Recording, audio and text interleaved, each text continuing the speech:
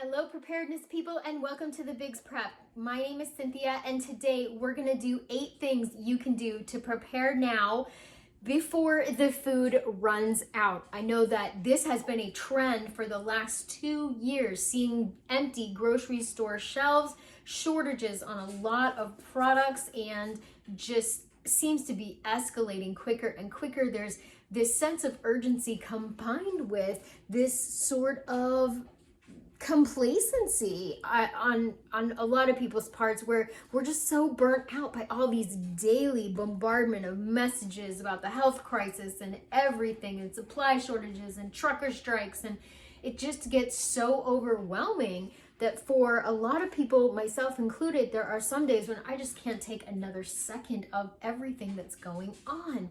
It's been 2 years since January 2020 when we first started hearing whispers about this health crisis, and we are, we're 2 years later, and I know for one that I am fatigued, and it almost feels sometimes like psychological warfare, all this messages and radio and film and it's just so much. It's so much. So here's 8 solid things that you can do to prepare for when the food runs out.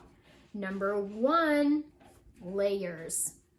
Layers of food preparedness. Number 1 should be what's in your kitchen. Number 2, pantry. Number 3, long-term storage. Now, if you don't have 2 and 3, that's okay. Get yourself started with a week of meals that you can prepare easily. Get a pack of instant mashed potatoes and a can of soup. Get some baked beans and a pack of Vienna sausages to make some beanie weenies. Those are good, solid meals. Get stuff that your family likes. Get an extra box of spaghetti and an extra spaghetti sauce. Do that, and you have 7 days of meals. You have a week of insurance, food insurance. And who doesn't want a week of food insurance if the S is about to hit the fan? Layer number 2 should be your pantry. That's your medium-term storage, foods that last anywhere between 3 or 4 months and a year, maybe 2 years. And those you can work up to 30 days worth of storage. You can do a 7-day meal plan, double it. Now you've got 2 weeks. You've got 2 boxes of spaghetti, 2 spaghetti sauce, 2 cans of beans, 2 cans of Vienna sausages. We've got 2 cans of chicken and 2 cans of whatever. So now we've got 14 meals for the family. Hey, that's a lot better shape than what you were in before. And if you're a long-term prepper like me, you have that long-term food storage put away where we don't touch it. We've got the medium-term storage, and then we've got the base layer. Number 2 is budget for your preps. I have a prepping budget. My grocery budget is $400 a month. $200 of that is for Mr. Biggs and I to eat fresh foods and whatever we want, and $200 is to put food away in the prepper pantry. So get yourself a prepping budget, even if it's $20 a week, $20 a paycheck, every other paycheck, whatever you can afford. Get yourself a little bit of money put aside for a prepper budget. Number 3 is rationing. Nobody wants to hear this. Nobody, including me. Nobody likes the thought of rationing food or supplies or anything like that. But an easy way that you can break your family into this is do a meatless Monday, where you don't consume any meat on Monday night's dinner and maybe have your leftovers for Tuesday lunch. Do some beans and rice. Do some fun, like a big salad or something like that, where you're not having meat as the main course. We do meat as the guest star, is what I like to call it. So we have 1 pound of meat for Mr. Biggs and myself, and we eat that for dinner, and then we eat it as leftovers the next day for lunch. So meat as a guest star is a great way to ration meat because it is so expensive, and also it is getting in shorter and shorter supply at the grocery store. Rationing can also mean that you pay more attention to serving sizes. I know myself, I love mashed potatoes, and who wants to get a half a cup of mashed potatoes? But technically that's all I need. I don't need a big heaping spoon of mashed potatoes. So think about serving sizes and look and see how how many servings this can is supposed to have or whatever, so that you can learn how to ration. Yeah, and snacks for the kiddos. You can start rationing those now so that kiddos learn as we go. You know, today you can have an apple and you can also have a, you know, fruit snack or cookies or whatever, but there's only one cookies or fruit snack or whatever, and the rest of it needs to be things that are, you know, not a prepackaged high value, high calorie food. Number 4, grow a garden. You guys know that I love gardening, and so this is a big one for me.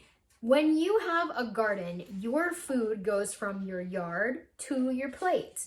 When you buy from a farmer's market, it goes from the farmer's yard, transported in a vehicle to the farmer's market, transported in a vehicle to your house. When you buy from a supermarket, their touch points of that food become so much greater. Growing a garden X's you out of the system, the food system. Even if you're just growing some collard greens, you're growing some zucchini, growing some tomatoes, that's going to help cut down that budget, that food budget, so that you can use that money for prepping if you want to or whatever. But homegrown foods are an amazing way to make sure that you're prepared. Homegrown foods are a great way to prepare now before food runs out at the grocery store. You also need to be planning for that garden to can it, preserve it, dehydrate it, freeze it. Learn now some great recipes for your zucchinis, for your tomatoes, for your Swiss chard. I'm really looking into rainbow Swiss chard right now because I'm fascinated by it and I really want to give it a try. So right now, instead of going out and buying the seeds, I'm researching what kinds grow best in my grow area and what recipes I can use. Last year on my other channel, I did a huge series of kale salads. This year I'm growing kale in the garden and I already know what to do with it. Next step is stash some preps, caches of food. I am so guilty of this. I have a little cache of food at work, in my desk. I have a cache of food in the kitchen. I have a cache of food in my car, in my get a home bag, bug out bag, whatever you want to call it. There's a cache of food there. There's a cache of food, just simple stuff, not anything too complicated. And it doesn't have to be some sort of bug out location with a bunker or anything like that. If you throw a few granola bars in your car with maybe some packs of tuna and crackers or some to-go foods, if you get stuck, you're gonna be thankful that you have that in your car. If you have some extra little snacky foods at work and something happens and maybe you are not able to get home on time or whatever, I mean, let's not be super crazy and go EMP, you know, world rule without law and all that. Just a regular event, a tornado or some kind of weather thing, a flood to where you can't get back home again. You'll be glad that you have those stashed. Next up, defense plan for your food. You need to defend against predators. You need to defend against bugs. And you need to defend against other human beings. So let's start off with your predators for your garden or for the home. As food gets more and more scarce, food sources, crows, birds, raccoons, squirrels. If you've ever had a garden, you know that a squirrel will destroy your garden quicker than anything. So have a defense plan against those ugly creatures that want to take your food and they just want their belly full too, but that food is mine and Mr. Squirrel can go eat some nuts or some acorns. If we're gonna defend against bugs, we need to make sure that we're ready for that. Make sure that you have your home pesticides or your plan in place so that bugs or mold or mildew or blight don't destroy your crops, your garden. Bugs also in your preps, make sure that they're stored properly. Then you need to have your Second Amendment rights ready to go for defending against those human predators that would like to take your food. We have recently put up security lights and security measures around our chicken pen because predators wiped out half of my chicken pen, half of my chickens this past year. And what a sad thing. And I've been keeping chickens for 10 years.